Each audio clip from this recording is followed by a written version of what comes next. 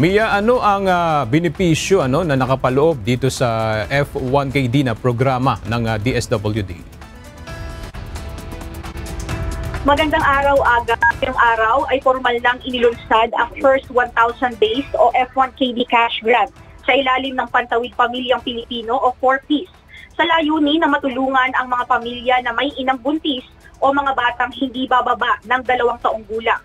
Ayon sa DSWD, ang makakatanggap lamang ng naturang grants ay aktibo at rehistradong miyembro ng 4Ps. May mga kondisyon din upang maging kwalipikado. Kung ang isang miyembro ay buntis, dapat ay regular na dumadalo sa pre- at postnatal check-up sa isang health facility.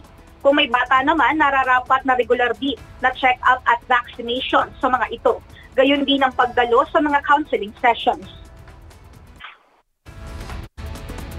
350 pesos para sa isang buntis at separate pa kung mayroon siyang below 24 months old, 2 years old. Ito ay isang karagdagan.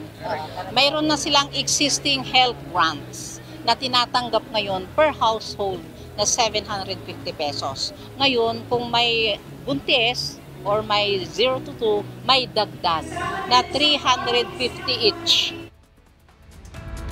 Ayon sa ahensya, layo ng programa na ito na maaksyonan ang lumalaganap na malnutrisyon sa mga bata sa bansa. Kanina ay nakapag-cash payout na ang mga benepisyaryo at bukod sa Quezon City, nagkaroon na rin ng distribution sa Bulacan, Rizal na may kasamang maternity health kits. Magkakaroon din ng access ang mga beneficiary sa mga health services gaya ng prenatal at postnatal check-ups at mga bakuna na galing sa Department of Health. At yan muna ang update mula dito sa Quezon City. Balik sa iyo, Aga. Maraming salamat, Mia Alonzo.